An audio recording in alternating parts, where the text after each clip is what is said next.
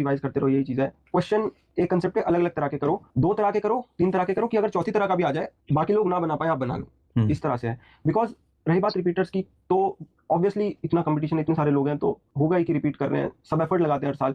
मेरा मानना है कि कोई भी नॉन सीरियसली तो करता नहीं है जब एम्प्लॉयमेंट की बात होती है, करियर की बात होती है, बिकॉज सब अपनी मर्जी से चूज करते हैं। सब देते हैं 100% है, कोई फैक्टर रह जाता है 95% बन जाता है, वो 5% का फर्क रह जाता है हमेशा। सब अपना तो बेस्ट करते हैं, बस ये है कि एफर्ट्स लगाते रहो, कोशिश करते रहो। और मैथ्स के मामले में तो कांस्टेंट प्रैक्टिस है। जब भी अगर आपके कोई क्वेश्चन, जैसे रिपीटर्स की बात रही, तो ऑब्वियसली आपके बेस क्लियर होंगे, सब क्लियर होंगे, आप प्रैक्टिस कर रहे होंगे, आप मॉक्स भी लगा रहे होंगे डेफिनेटली। जो भी आपके माइनस पॉइंट आ रहे हैं, जहाँ गलती ज्यादा आ रही है, आप उनको एक जगह नोट डाउन करो, आप उनको चलते फिरते एक बार देख लो। कई बार क्या होता है कि कुछ ऐसे फॉर्मुलेज आते हैं, आपके माइंड के सामने में भी आए ना हो, एक क्वेश्चन ऐसा हो जाता है, बट अगर आप उन्हें कहीं लिख लोगे, एक जगह जॉट डाउन कर लोगे, तो एक बार भी देख लिया तो वो बैक ऑफ द माइंड रहेगा। मेरे ख्याल से सीजीएल में रिकॉल करना बहुत इंपॉर्टेंट है, बिकॉज ऐसी चीजें हैं वो आपको एकदम रिकॉल हो जाए ना उस मोमेंट पे, तो गेम बदल जाता है। मेरा तो थोड़ा इस तरह से मानना। बहुत बढ़िया, बहुत शानदार जो बात आपने बताई। अगर हम बात करें मैथ्स के अलावा, तो नेक्स्ट जो एक बार थोड़ा सा आप है ना अपना प्री का और मेंस का पूरा मार्क्स बता दो, बाइफरकेट करके हर एक सब्जेक्ट वाइज, और मेंस में वो हम लोगों ने कवर नहीं किया। जी सर। तो प्री के मुझे एग्जैक्ट सेक्शनल तो याद नहीं, बट मेरे 160 थे जितना आई कैन रिकॉल। और मेंस में अभी तो फाइनल आई नहीं है, बट जो मेरा लास्ट था, मेरे 368 मार्क्स थे। और शायद से एक प्रोबेबिलिटी वाला क्वेश्चन था, तो वो मे बी उसका आंसर गलत मार्क हुआ, तो चेंज होना था, तो मेरा तब गलत मार्क हुआ था, तो होपफुली वो चेंज हुआ होगा आंसर। तो अगर वो ठीक होता है तो फिर मेरे 372 टेंटेटिवली बने थे। अभी तो जो फाइनल आंसर मार्क्स आएंगे तो उसमें पता नॉर्मलाइजेशन की बात होगी। नॉर्मलाइजेशन की, ठीक है, नॉर्मलाइजेशन तो करने की शिफ्ट में पेपर था, नेक्स्ट वगैरह जो भी हाँ बोनस जो भी है। और कंप्यूटर में कितने मार्क्स हैं आपके? हाँ सर, कंप्यूटर में तो मेरे 23 थे, तो पास हो गए मतलब। हाँ, ये है कि निकल गए भी, नहीं तो गया रैंक वन यहाँ। ठीक है, जितना जरूरी मैथ्स है उतना ही जरूरी इंग्लिश भी है, रीजनिंग भी है, जीएस भी है। तो इन विषयों के लिए किस तरीके से आपने तैयारी करी, क्या आपके टिप्स थे? रीजनिंग ऐसा है कि यार, रीजनिंग भी आपको कॉन्स्टेंट प्रैक्टिस करनी है, और क्वेश्चंस जितने ज्यादा कर सकते हो, जितने वैरायटी के क्वेश्चंस कर सकते हो, रीजनिंग में सेम बात है। बिकॉज कंसेप्ट लिमिटेड है as compare to maths. Reasoning में कंसेप्ट लिमिटेड है, बट वो बात है कि कई बार हो रहा है, मान लो नंबर सीरीज आ रही है, इधर उधर हल्का फुल्का किसी नंबर में हेरफेर होगा, आप पे नहीं बन पाया, लास्ट में आप देखोगे क्या पता हो जाता। तो जितने ज्यादा क्वेश्चन प्रैक्टिस कर सको, पीवाईक्यू हो गया, जितने भी रिसोर्सेज फॉलो कर सको, तो रीजनिंग में मेरे ख्याल से तो वही तरीका सही है।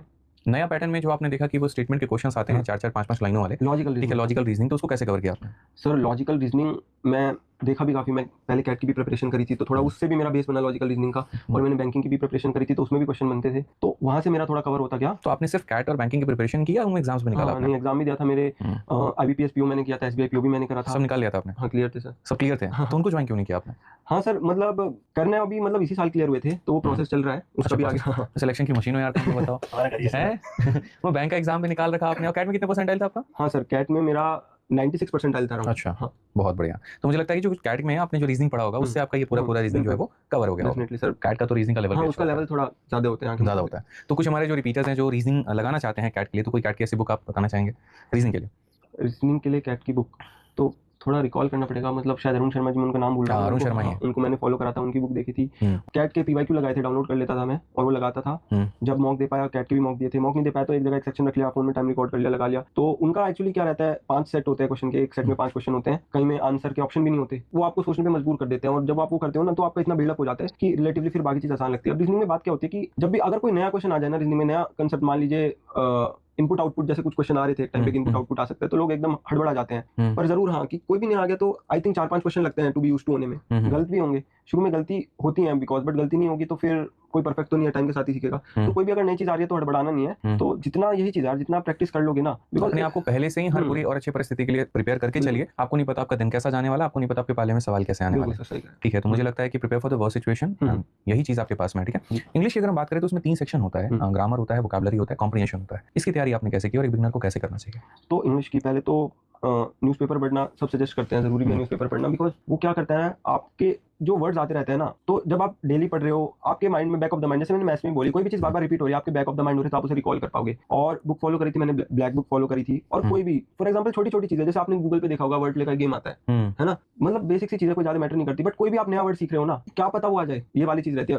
आप 0.1 का भी इंक्रीमेंट ले रहे हो, आप कुछ ज्यादा ही सीख रहे हो। तो जितने भी रिसोर्सेज, सीखने के साथ साथ दिक्कत ये भी है ना कि बच्चा एक तरफ याद करता है, दूसरी तरफ बोलता है। ये चीज जैसे मैंने वोकैबुलरी याद करी तो एक वर्ड मुझे मिला SANS। अब लोगों को नहीं पता कि सांस का मतलब के बिना, जैसे किसी चीज के बिना, एग्जांपल जैसे चावल दाल के बिना अधूरा है, तो उसको इस्तेमाल किया जाता है।